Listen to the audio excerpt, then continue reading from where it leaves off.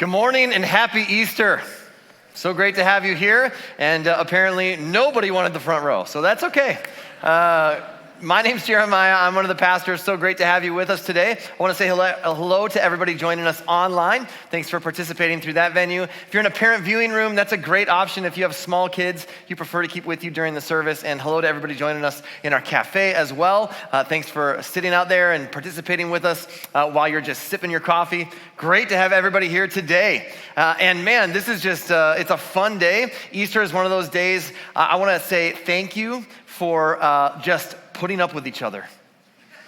Because I recognize it's a little crowded in here during this service, but you all have like scooched in, which I think is a Minnesota word, scooch. And you all were like, oh, let me scooch past you there. And it all worked out. And you guys are just awesome for doing that. And I really appreciate it. Easter is one of those sort of holidays that we recognize over the years. It feels like it gets more and more, like every kind of American holiday gets more and more commercialized.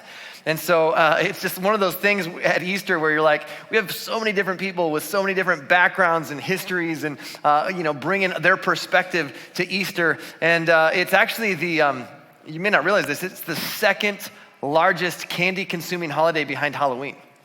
Do you know that? The jelly bean industry is a $2 billion a year industry.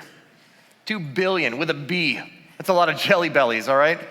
And it's all fun and games until you eat the popcorn flavored Jelly Belly. And then you're like, what have I done with my life? And so it's just one of those things that gets very commercialized. And in a sense, for many of us, it's become just another holiday where the kids get a break from school and we can justify eating 3,000 calories of marshmallow bunnies. All right, I gotta know, who enjoys Peeps? Okay, yeah, all right. Hey, all are welcome here. So we're glad that you're here. And just great to have you. And I would just say that for me personally, I think that one day hell will be filled with candy Peeps. That's all I'm going to say. And I think if you've been around church for a while, like I grew up in a church, and I know not everybody did, but I kind of grew up in church world. And if you've been around church world for a while, this is my 40-something Easter. And I'll just tell you, like we start to get a little bit numb to how weird Easter can feel when it's new to people. Because you've got so many different things going on at Easter that it's kind of like it's kind of a mixed bag. There's like the faith aspects and the religious aspects, but then there's like baskets and bunnies and eggs, and we're like, but we're hiding the eggs. Why are we hiding them? Does God not like eggs? Are we hiding them from him? Is he allergic? What's going on? And just this last week, I saw in a store, I kid you not, I saw a large chocolate cross. And I was like, I don't know what to do. Do I worship? Do I eat it? I'm so confused. And so it's just one of these things where for all of us, we have different backgrounds and perspectives that we're bringing to the holiday with us. And I recognize this. We have different backgrounds, and we have different backgrounds as it relates to life and religion and politics and all of these different things, and how you may believe in God, and perhaps you don't. Maybe you're here today and you're just exploring what you believe. You've got questions, and I want you to know this is a great place to be, in a safe place to ask those questions. Maybe you're trying to figure out what you believe about God, or you're not sure what you believe about God. Maybe you're a part of the Republican Party, and maybe you're a part of the Democrat Party, and maybe you just like to party. And we're glad you're here. And maybe you love Mexican food, and maybe you're weird. And that's okay too. Great to have you. And whatever brought you here today, whoever you are, I really believe that God brought you here for a reason, and that this is an important day for you. And I love Easter, because sometimes people say to me, but isn't it just the same story? I mean, every year you got to get up there and tell the same story again, right? But let me tell you something. I love, love, love this story. Because this story is really the story. This is the story that has shaped your story, and it shaped my story, whether you even realize it or not. And to really kind of understand exactly how this story has shaped each of us, I want to take us back. I want to pause in the very early moments of the story. This is the part of the story that when we hear it or when we read it, we tend to rush through this part a little more quickly. And I want to take you back for a moment to when Jesus was crucified. When he's hanging on a cross and he's been put to death by the Roman Empire with the help of the temple officials in Jerusalem. And what you have is a crowd of people who are watching this, and they're staring and they're watching it happen. And in the back of that crowd, you've got some of Jesus' disciples who have yet to flee the city. And they're watching this happen. And amongst that group, you've got some women, including Mary, the mother of Jesus. And they're watching and they're seeing what's happening. And let me tell you who wasn't there. When Jesus was crucified, there were no Christians. There was no church. There was no Bible. There were no believers. What you had on that day that Jesus was crucified was you had dozens of people who had traveled with Jesus from Galilee to Jerusalem. So you had dozens of Galileans who were pretty confounded as to what had just taken place. They were heartbroken. They were overwhelmed with sorrow and confusion because their own religious leaders, the temple leaders, had conspired with the Roman Empire to put to death the very best person any of them had ever known. And this was the one who they believed in their hearts was God's Messiah or God's final king, the one God had promised to send. And yet, in less than 24 hours, Jesus had been arrested, he had been tried, and he had been put to death. And they are completely shell-shocked. They had been with Jesus for several days in Jerusalem, teaching at the temple every day. Religious leaders gathered around. And yet in one 24-hour period, he is gone. And the goal, this is the opposite outcome of everything that they thought they would come to Jerusalem to accomplish. And it's important to know the goal of a crucifixion, the goal of a Roman crucifixion. The goal of it was twofold. One was terror, and the other was complete destruction or oblivion. Terror for the people that witnessed it.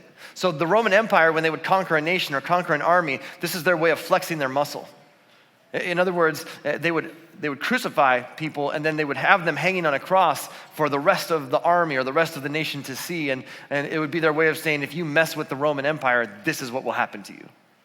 But for the individual, they wanted to make it like the individual never existed. The remains of a crucified body would be put on a dump to rot. And every once in a while, you could bribe a Roman soldier to get the body of someone who had been crucified. And in this particular instance, we read about Jesus.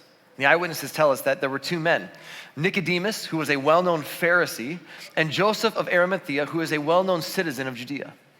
And they, not only do they not go to a Roman soldier, they go directly to Pilate, the Roman governor, and they petition him for the body of Jesus, and Pilate grants their request. And so they have a tomb. Joseph has a tomb that's actually been prepared for his family, and he donates it to Jesus. And so Joseph and Nicodemus, they prepare Jesus' body for burial. And they prepare his body with spices, and they wrap it in linen, as was the Jewish custom. And the reason these men prepared Jesus' body for burial was because they were followers of his. They were kind of secret followers of his. Because of their position in society, they were torn about how public they could be with their faith. But deep down, these two men believed that Jesus was the Messiah, that he had come from God, that he was God's final king. And now here they are preparing his body, and it turns out he wasn't. But they really believed he was a good man, and he didn't deserve the fate of a common criminal. And so they prepared his body, they did what they could before sunset, and they went home to celebrate and observe the Sabbath.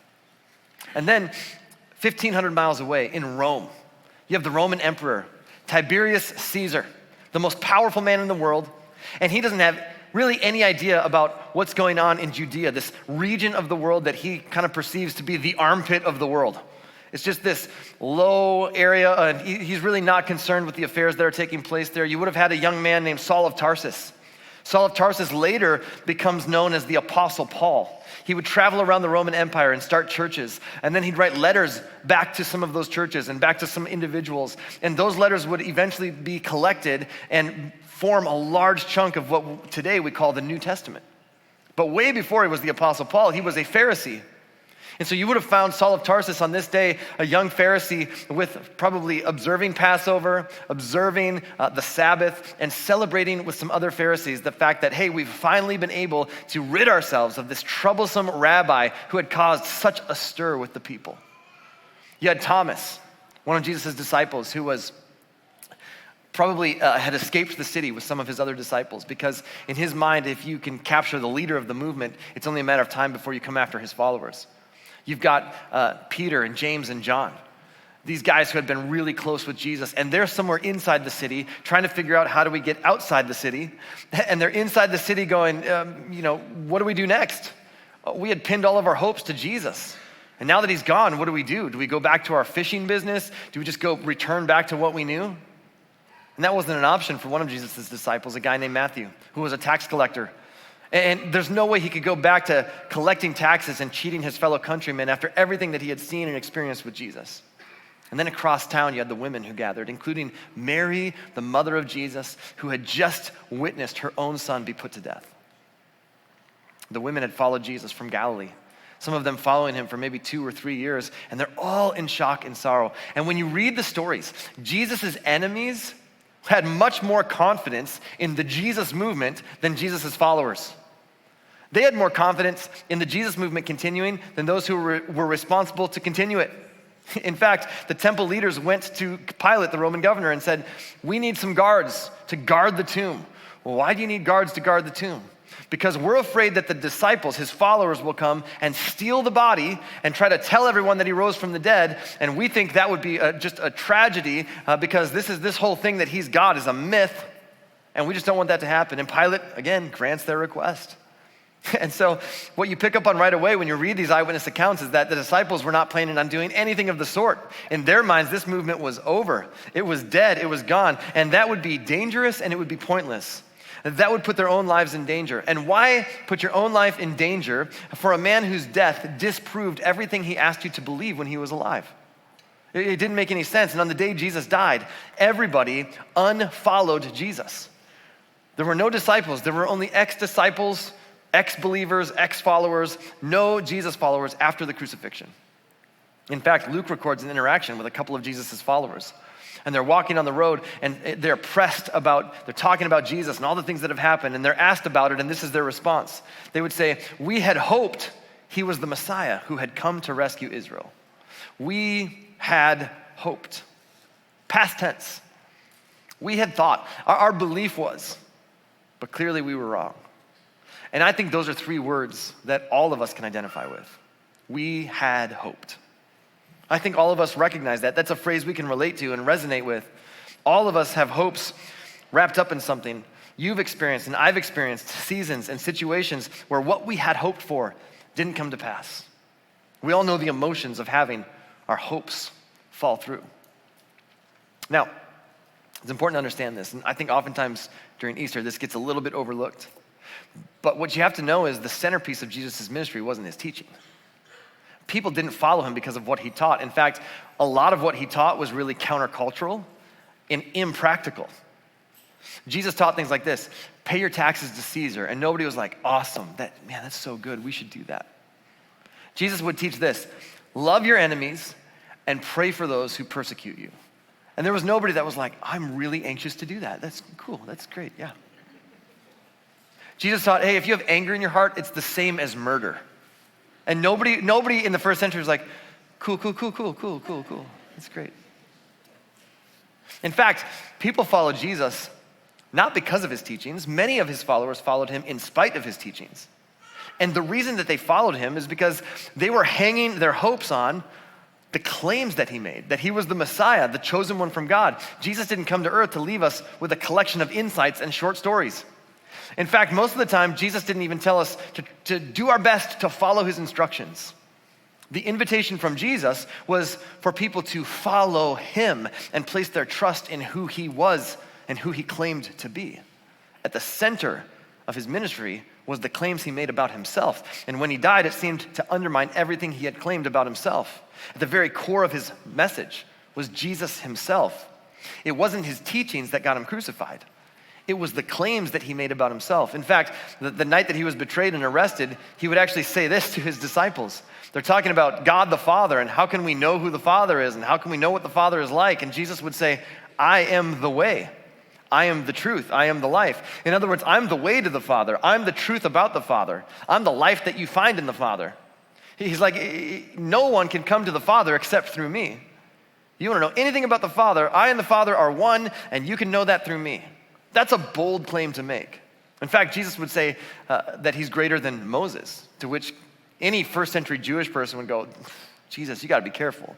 You can't say that kind of stuff. That's in their society, that's a really big deal. That's punishable by death. After all, Moses is the one who gave us the law, and Jesus would claim to be greater than the law.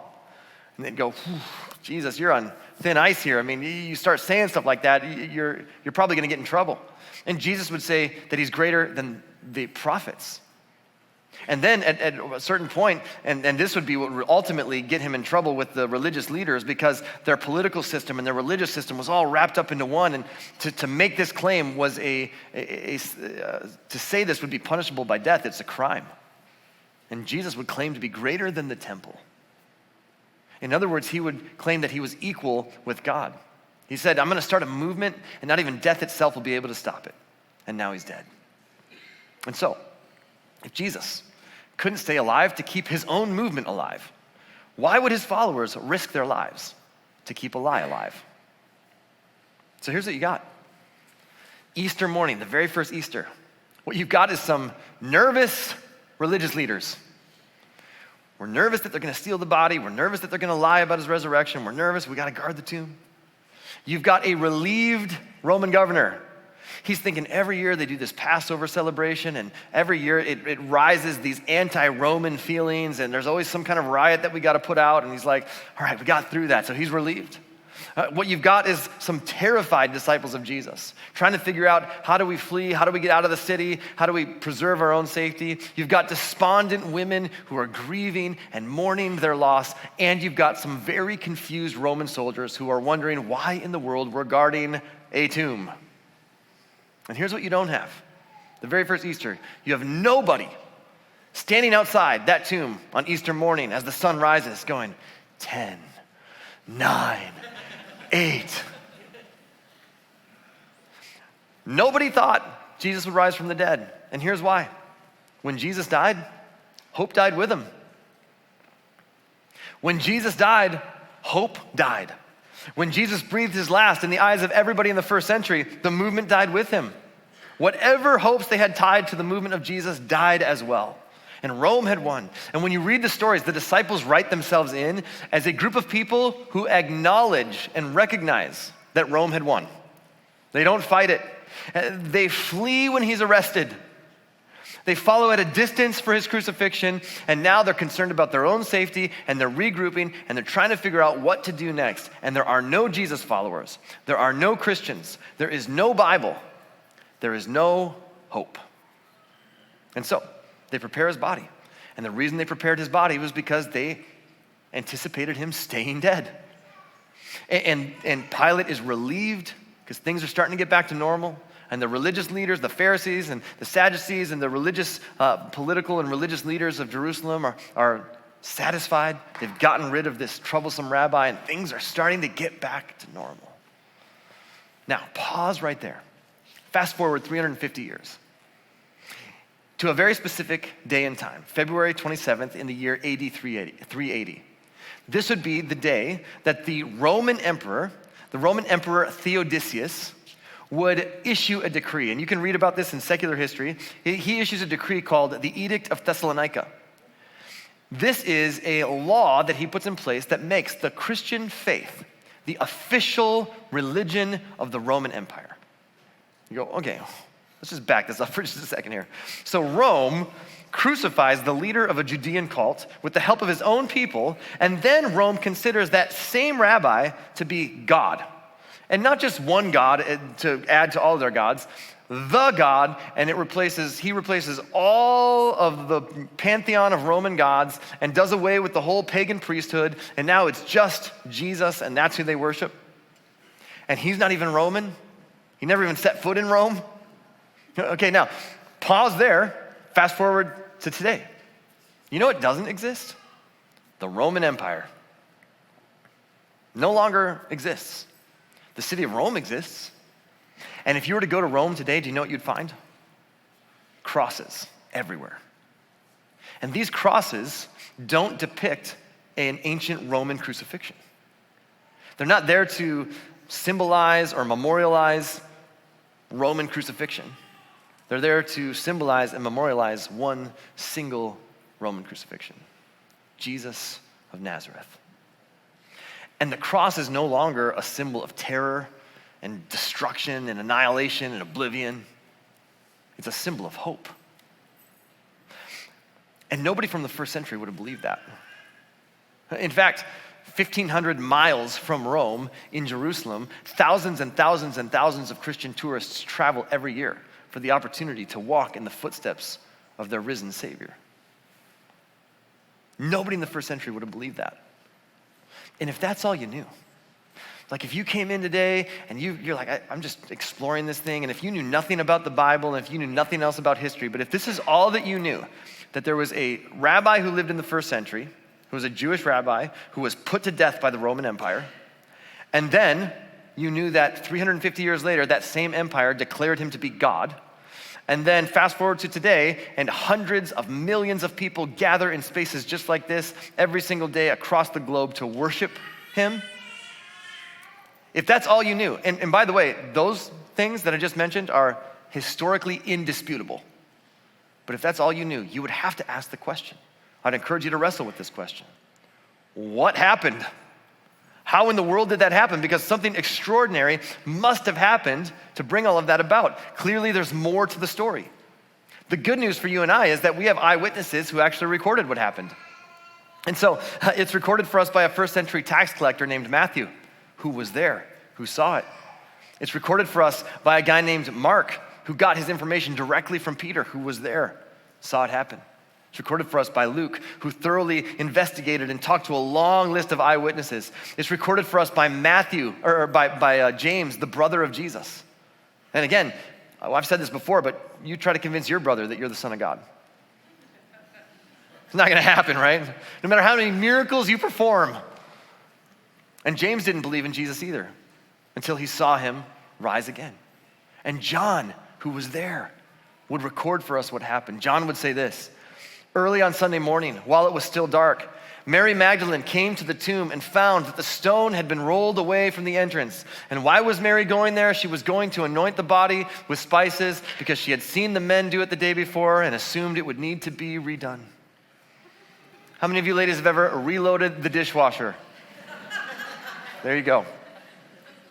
She ran and found Simon Peter and the other disciple, the one whom Jesus loved. Now, this is fascinating because this is actually John writing this. John is the one writing this, and the one whom Jesus loved is a reference to John. So John just wants it on record: Jesus likes me best. She ran and found Simon Peter and the other disciple, the one whom Jesus loved, and she said, "They have taken the Lord's body out of the tomb, and we don't know where they've put him." Now, Mary is someone that Jesus had healed. She's been following Jesus for 2, maybe 3 years. She travels with him to Jerusalem from Galilee, and all of her hopes are pinned to Jesus. And now all of a sudden, he's gone, and she's shell-shocked, and she shows up that morning to anoint his body and to just do her best. And the reason she showed up to anoint his body is because she expected there to be a body. And when the tomb is empty, do you know what her reaction is? It's not, boom, hashtag resurrection, baby. Get it on Twitter, put it on Instagram. Empty tomb, hashtag no filter. The idea of resurrection, it doesn't even cross her mind. Her first thought is, they've stolen the body. Someone's taken the body. Someone's moved it. So she goes and tells the disciples. And so Peter and the other disciple started for the tomb. They take off running, and both were running. And John wants you to know that the other disciple outran Peter and reached the tomb first. I don't know if John's just got some deep insecurities or what, but he's like, hey guys, Jesus likes me best, and I'm faster than Peter. I just want everyone to know that. He bent over and looked in at the strips of linen lying there, but did not go in. Then Simon Peter, who was behind him, he's probably like huffing and puffing, like, oh, we get it, John, you're faster. He arrived and went into the tomb. He saw the strips of linen lying there, as well as the burial cloth that had been around Jesus' head. And the cloth was folded up by itself, separate from the linen. And finally, the other disciple, who had reached the tomb first, in case you missed it, he also went inside, and then this is so unbelievable, John says, he saw and believed. He saw and he believed. He believed because of what he saw. And then that afternoon, Jesus would show up in the flesh, very much alive, to his disciples. And here's what the eyewitnesses tell us, and here's what history would confirm, that when they saw Jesus alive again, they would re-engage with the message and the mission of Jesus. And they did not re-engage because of what he taught. And they did not re-engage because they were told that they should believe something. They re-engaged because of who and what they saw and experienced for themselves. They re-engaged because of something that happened. It turns out he was everything he claimed to be, and suddenly they started to connect the dots. They started to think back to some of the things he taught, some of the things he said, specifically some of the claims that he had made about himself, and the dots started to connect in their minds. They're going, do you remember we just had dinner with him a few nights ago, and remember when he said, I'm the way, the truth, and the life? And we were like, Jesus, we're not really sure what that means, but now that makes sense. He's the way to God. Do you remember when we were with him at that dinner and he said, if you've seen me, you've seen the Father. And we're like, that doesn't really make sense. You and the Father are one. Like, what are you talking about? But now it makes sense. Do you remember when we were with him and he would say, my kingdom is not of this world. And it didn't make sense to us, but now it makes sense. We remember we were with him just a little over a week ago and Lazarus had died. And we showed up to Bethany, and our good friends Mary and Martha, who were Lazarus' sisters, and they were despondent and in sorrow and grieving. And we remember Jesus said this to them. He said, I am the resurrection and the life, and whoever believes in me, though he dies, yet will he live. And we were just like, what a tongue twister. What are you talking about, Jesus? But now it makes so much sense.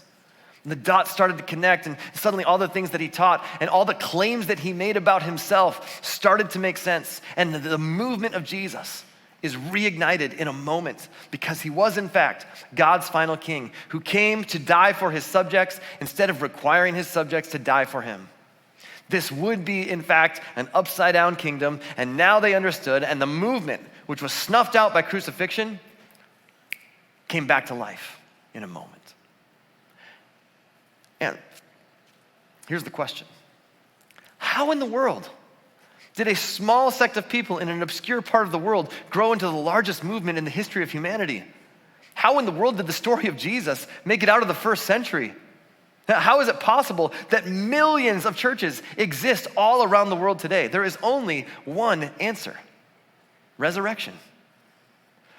The resurrection is the reason more than 2 billion people on this planet are celebrating Jesus today. And it's why they believe that Jesus is divine and why people gather in all types of spaces just like this all around the world to worship him.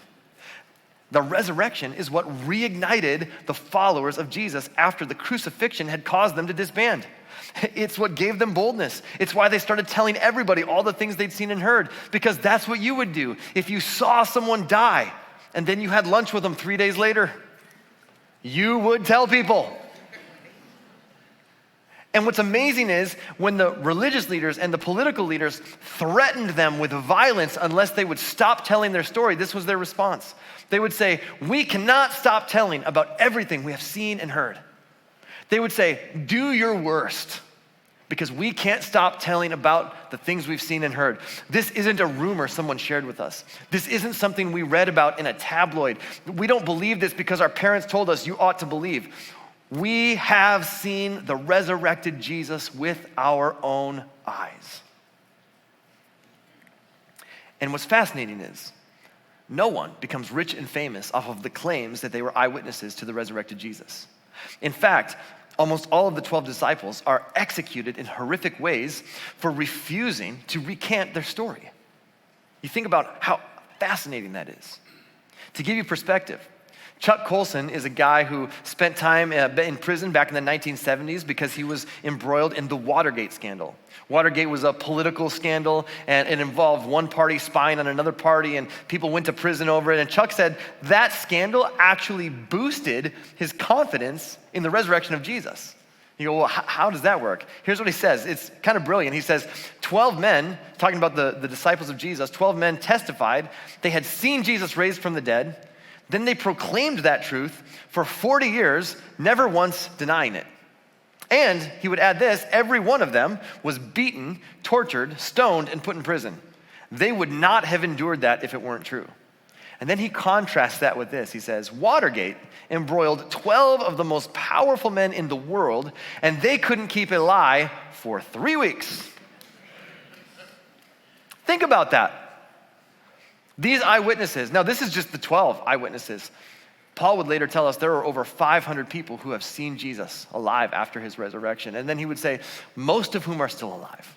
In other words, you know some of these people. You live near some of these people. Ask them their stories. They would tell you that they saw him. And the interesting thing about the Easter story, and this is what I wish I could tell every single human being on planet Earth. The resurrection story is not a Bible story. The resurrection story is the story. It's the story that intersects with your story. It's the story that intersects with my story. And here's why. When Jesus came back to life, hope came back to life. When Jesus died, hope died. But when Jesus came back to life, hope came back to life. When Jesus was resurrected, hope was resurrected. Hope was resurrected for you. Hope was resurrected for me. And the resurrection of Jesus solves the mystery of how in the world did this story make it out of the first century. But more importantly, and on a much more personal level, it resolves the mystery about where do I stand with God? That's an incredible question. How does God view you? How does God view your failure? How does God view your sin? How does God see you? How does God feel about you? And the resurrection of Jesus resolves that mystery because Jesus taught on all these things. And his resurrection proves that he has the authority to back up his claims. In fact, in Jesus' own words, this is exactly how he would describe how God feels about you and how God feels about me. This is Jesus talking, and he would say this, for God so loved the world. For God so loved not just the mountains and trees and streams, and when he says the world, he's saying, for God so loved all of the people of the world. For God so loved everybody in the world. For God so loved you. For God so loved me with all of my failures, with all of my past, with all of my sin, and with all of my questions and struggles and cynicism and doubts. God so loved you with all of your sin, all of your failure, all of your past. God so loved every single human being on this planet. God loved the world that he gave his one and only Son. That whoever, in other words, anybody and everybody who believes in him, everybody who recognizes and acknowledges that Jesus died and rose again, that he has the power to forgive our sins, puts their trust in him, doesn't trust in their own ability, but trusts in Jesus instead, puts their trust in what God has done for them, will not perish. That means will not be lost to God, but will have eternal life, is invited to be a part of God's family forever and ever.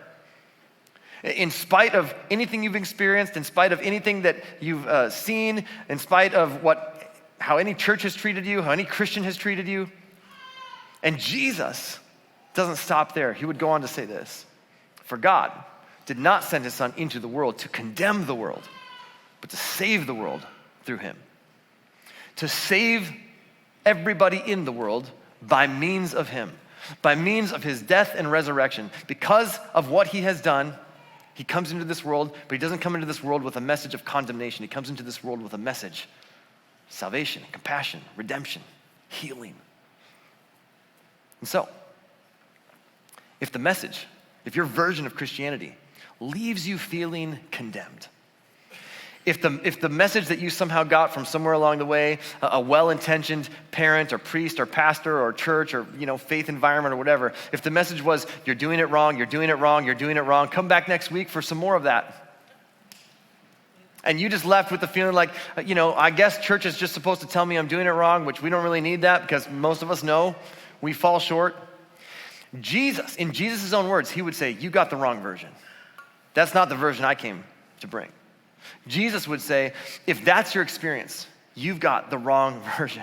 I don't know where you got that, but I came into this world not to condemn the world. Because the last thing any of us needs is to be told we're doing it wrong when my guess is we already know that. What we need is hope.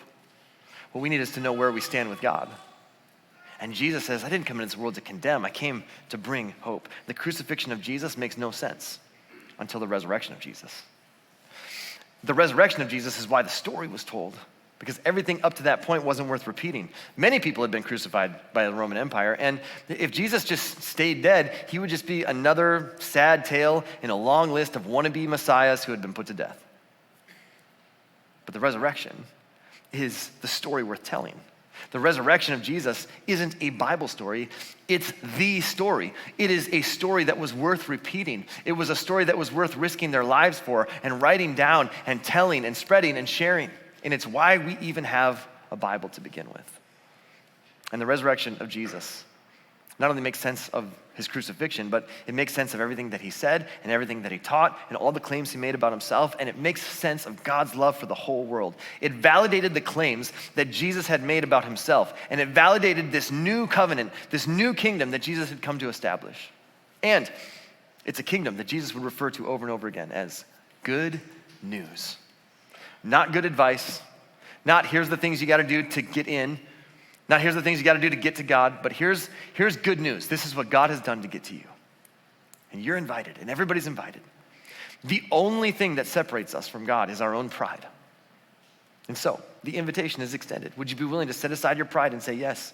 It's the good news that this new covenant between God and all of humanity is an invitation that is extended to every single person on earth.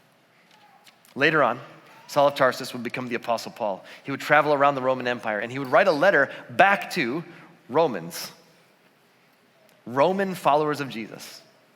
And in his letter to the Romans, he says this: just as Christ was raised from the dead by the glorious power of the Father, now we also may live new lives. Because of Jesus, because Jesus came back to life, hope for us came back to life. The resurrection of Jesus proves there is more to this life than this life, and you and I have been invited. So, for some of you, you're just trying to figure out what you believe. You're trying to figure out where you stand in this whole thing, but you want to learn more. Would you just pray this prayer today? You don't have to close your eyes, you don't have to say it out loud, but just pray this prayer in your heart and your mind. God, I'm curious and I want to learn more. I'm curious and I want to learn more. And I think God really honors that prayer. That's an honest prayer that says, I'm just taking a step in your direction. I don't know where I'm at with you yet, but I'm taking a step. In fact, if you want to have a starting point, we have a group called Starting Point that's starting on Monday, right here at the church at 6:30. I'd invite you to sign up for that and be a part of that. It's a great place to bring your questions, and it's a great place to come and have truly a starting point as you begin this journey. Others of you might say this: I was following Jesus at one point, and then life got in the way. And I just got busy. And then weeks turned into months, and maybe months became years, but you know what? I want to re-engage. Like the followers of Jesus that re-engaged, I want to re-engage with the mission and the message of Jesus. And if that's you, just pray this honest prayer. God, I'm back. God, I'm back. I want to re-engage. And then for some of you, maybe you want to say yes to the invitation to follow Jesus. Maybe you've never said yes before. Would you just pray this prayer? And again, you don't have to close your eyes. You don't have to say anything out loud, but in your heart, in your mind, would you agree with this prayer? God, I believe that Jesus died and rose again. I believe that he rose from the dead. I believe that the eyewitnesses told the truth. And I believe that you can forgive my sins. I want to have right standing with you. So forgive my sins. Make me a part of your family. Make me your son. Make me your daughter. And help me to follow you as best as I know how from this moment on. Amen.